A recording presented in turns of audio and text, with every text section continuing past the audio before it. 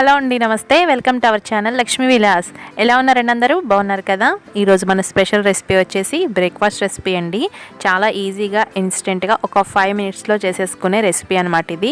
మనకి ఎప్పుడైనా ఇడ్లీ పిండి కానీ దోశ పిండి కానీ ఏదైనా లేకుంటే మనం ఏదైనా ఊరి నుంచి వచ్చిన వెంటనే టిఫిన్ చేసుకోవాలంటే కొంచెం ప్రాబ్లంగా ఉంటుంది కదా, అటువంటిప్పుడు చాలా ఈజీగా చేసుకునే రెసిపీ అనమాట ఇది. చాలా బాగుంటుందండి, టేస్ట్ కూడా.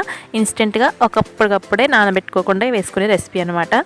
మరి లేట్ చేయకుండా ఎలా చేసుకోవాలో చూసే ముందుగా మన ఛానల్ని కనుక ఎవరైనా సబ్స్క్రైబ్ చేసుకోకపోతే కింద రెడ్ కలర్లో సబ్స్క్రైబ్ అని కనిపిస్తుంది కదా, దాని మీద ట్యాప్ చేసి సబ్స్క్రైబ్ చేసుకోండి. అలాగే వీడియో నచ్చితే కనుక తప్పకుండా లైక్ చేసి మీ ఫ్రెండ్స్ అండ్ ఫ్యామిలీ మెంబర్స్ అందరికీ కూడా షేర్ చేసి మీ కామెంట్స్ నాకు కామెంట్లో షేర్ చేసుకోండి. ఓకేనండి, మరి ఇంకా ప్రాసెస్లోకి వెళ్ళిపోదామా?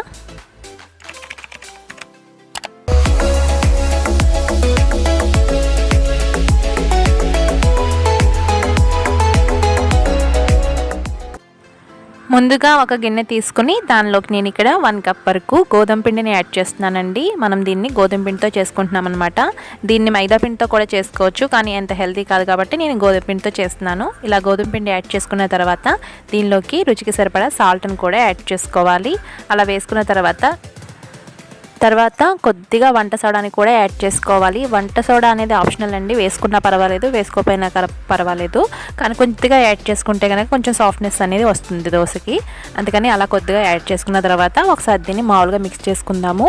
ఇలా మిక్స్ చేసుకున్న తర్వాత దీనిలోకి కొద్దిగా వాటర్ని యాడ్ చేసుకుంటూ మనకి దోశ బ్యాటర్ ఉంటుంది కదా, అలా వచ్చేలాగా కలుపుకోవాలంటే పిండిని. మరీ పల్చగా ఉండకూడదు, అలాగని మరీ టైట్గా కూడా ఉండకూడదు, కొంచెం మీడియం కన్సిస్టెన్సీలో ఉండాలి. మనం దోశ వేసుకోవడానికి వీలుగా ఉండాలి, మనకి తెలుస్తుంది కదా కలుపుకుంటున్నప్పుడు. అలా అడ్జస్ట్ చేసుకుంటూ కొద్దిగా వాటర్ని పోసుకుంటూ బ్యాటర్ని రెడీ చేసుకోవాలి. వాటర్ని అంతా కూడా ఎక్కువగా ఒకేసారి వేసేయకూడదండి, కొద్దిగానే యాడ్ చేసుకుంటేనే మనకి అందులో ఉండలు అవి కట్టకుండా మనకి సాఫ్ట్గా వస్తుందన్నమాట పిండి. అందుకని వాటర్ని ఒకేసారి ఎక్కువ వేసేయకుండా కొద్దిగా యాడ్ చేసుకుంటూ కలుపుకుంటే మనకి బ్యాటర్ అనేది రెడీ అయిపోతుందన్నమాట. చూడండి, ఇప్పుడు మనకి దోశ బ్యాటర్ అయితే రెడీ అయిపోయింది. చూసారు కదా, ఇలా కొంచెం పల్చగానే చేసుకోవాలండి. ఇలా చేసుకుంటేనే మనకి దోశ అనేది బాగా వస్తుంది. అలాగని మరీ ఎక్కువ పల్చగా కాకుండా మనం వేసుకోవడానికి వీలుగా ఉండేలాగా వాటర్ని అడ్జస్ట్ చేసుకుంటూ వేసుకోండి. ఇలా వేసుకుంటే మనకు దోశలు అనేవి చాలా బాగా వస్తాయి. ఇది నానబెట్టుకోవాల్సిన అవసరం కూడా లేదండి. ఒక 5 మినిట్స్ 10 మినిట్స్ కూడా నానబెట్టుకోవాల్సిన అవసరం లేదు. మనం ఇన్స్టెంట్గానే ఇలా కలుపుకున్న వెంటనే దోశను వేసేసుకోవచ్చు అనమాట. చాలా బాగా కూడా వస్తాయి, చాలా టేస్టీగా కూడా ఉంటాయి. ఎక్కువ టైం కూడా అసలు ఏమీ పట్టదండి. ఇప్పుడు దీన్ని పెనం పెట్టేసి దోశ ఎలా వేసుకోవాలో చూసేద్దాం. ఇప్పుడు స్టవ్ వెలిగించుకుని పెనం పెట్టుకుని దాని మీద ఒక ఉల్లిపాయతో రబ్ చేసుకోవాలండి. అలా చేసుకుంటే కనుక మనకి ఈ దోశ అనేది అంటుకుపోకుండా ఉంటుందన్నమాట. మనం ఎంత నాన్ స్టిక్ పెనంతో వేసుకున్నా కానీ ఇలా ఆనియన్తో ఒకసారి రబ్ చేసుకుంటేనే ఈ దోశ అనేది అంటుకోకుండా ఉంటుందండి. లేదంటే కనుక కొంచెం అడుగున పడుతుంది. కాబట్టి కంపల్సరీగా మీరు ఈ దోశ వేసుకునే ముందు ఆనియన్తో ఒకసారి రబ్ చేసుకోవాలి. అలా పెనమంతా హీట్ అయిన తర్వాత కొద్దిగా వాటర్ని చిమ్ముకుని తర్వాత మనం కలిపి ఉంచుకున్న ఈ దోశ పిండిని దోశలాగా వేసుకోవాలి. వేసుకునే ముందు ఒకసారి కలుపుకొని వేసుకోవాలండి. ఇలా ఒకసారి కలిపేసుకున్న తర్వాత వేడివేడి పెనం మీద వేసుకుని మనం దోశలాగా స్ప్రెడ్ చేసుకోవడమే. మనం ఎంత పలుచగా చేస్తే అంత పలుచగా వస్తుందండి. దలసరిగా కాకుండా చాలా సాఫ్ట్గా మంచి పలుచగా వస్తాయన్నమాట. మనం వేసుకున్నప్పుడు దాన్ని పలుచగా లాగితే చాలా క్రిస్పీగా కూడా వస్తాయి ఈ దోశలు. చూడండి, ఇలా మనకి ఎంత సైజులో కావాలో అంతవరకు ఇలా వేసేసుకుని చుట్టూ ఆయిల్ని వేసుకుని దీన్ని కాల్చుకోవడమే. దీన్ని హై టు లో ఫ్లేమ్ని అడ్జస్ట్ చేసుకుంటూ కాల్చుకోవాలండి. అప్పుడే మనకి ఇవి బాగా ఫ్రై అవుతాయి. ఈ దోశలు ఫ్రై అవ్వడానికి ఎక్కువ టైం కూడా ఏం తీసుకోదండి, చాలా వెంటనే అనమాట. అంటే మనం దోశలు వేసుకుంటే ఎంత ఫాస్ట్గా ఫ్రై అయిపోతాయో ఇవి కూడా అంతే ఫాస్ట్గా ఫ్రై అయిపోతాయి. ఎక్కువ టైం కూడా ఏం తీసుకోదు. కొంచెం ఫ్రై అయిపోయిన తర్వాత రెండు వైపులా కొంచెం గోల్డెన్ కలర్ వచ్చే వరకు ఫ్రై చేసుకుంటే మనకి ఎంతో టేస్టీగా ఉండే దోశలు అయితే, గోధుమ పిండి దోశలు అయితే రెడీ అయిపోతాయండి. చాలా టేస్టీగా కూడా ఉంటాయి. ఇవి ఉట్టిన ఇలా తినేయచ్చు, లేదంటే ఏదైనా చట్నీ కానివ్వండి, లేదంటే ఆవకాయ పచ్చడైనా, లేదంటే టమాటా చట్నీ అయినా, దేంతో అయినా కూడా చాలా బాగుంటుంది.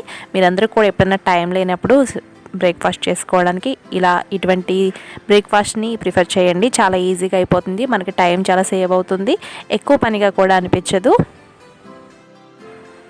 చూడండి మనకి ఇప్పుడు ఈ దోశ రెండు వైపులా కూడా బాగా గోల్డెన్ కలర్లో ఫ్రై అయిపోయింది కదా. మనకి ఇప్పుడు ఈ దోశ బాగా రెడీ అయిపోయినట్టేనండి. చాలా టేస్టీగా ఉంటుంది, చాలా క్రిస్పీగా కూడా ఉంటాయండి. మీరందరూ కూడా ఒకసారి తప్పకుండా ట్రై చేయండి, చాలా బాగుంటుంది. ఈవినింగ్ స్నాక్లా కూడా చేసుకొని తినచ్చు, చాలా ఈజీ అనమాట. మీ అందరికీ కనుక ఈ రెసిపీ నచ్చితే తప్పకుండా వీడియోని లైక్ చేయండి. అలాగే మీ ఫ్రెండ్స్ అండ్ ఫ్యామిలీ మెంబర్స్ అందరికీ కూడా వీడియోస్ని షేర్ చేసి మీ విలువైన కామెంట్స్ని కామెంట్లో షేర్ చేసుకోండి. ఇప్పుడు దీన్ని వేరే సర్వింగ్ ప్లేట్లోకి సర్వ్ చేసుకుందాము.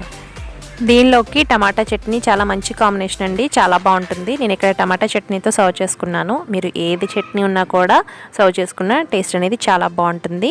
చూసారు కదండి ఈరోజు వీడియో అయితే. ఈ వీడియో మీ అందరికీ కూడా బాగా నచ్చింది అనుకుంటున్నాను. నచ్చితే కనుక వీడియోని తప్పకుండా లైక్ చేయండి. అలాగే ఇంతవరకు మన ఛానల్ని కనుక ఎవరైనా సబ్స్క్రైబ్ చేసుకోకపోతే కింద రెడ్ కలర్ సబ్స్క్రైబ్ అని కనిపిస్తుంది కదా, దాని మీద ట్యాప్ చేస్తే బెల్ బటన్ వస్తుంది. దాని మీద కూడా ట్యాప్ చేస్తే ఫస్ట్ ఆప్షన్ ఆల్ అనే ఆప్షన్ ఉంటుందండి, దాన్ని యాక్టివేట్ చేసుకుంటే నేను ఏ వీడియోస్ చేసినా కూడా మీరు మిస్ అవ్వకుండా చూడొచ్చు. నోటిఫికేషన్స్ అనేవి తొందరగా వస్తాయి. ఓకేనండి, రేపు మరొక మంచి వీడియోతో కలుసుకుందాము. Thanks for watching.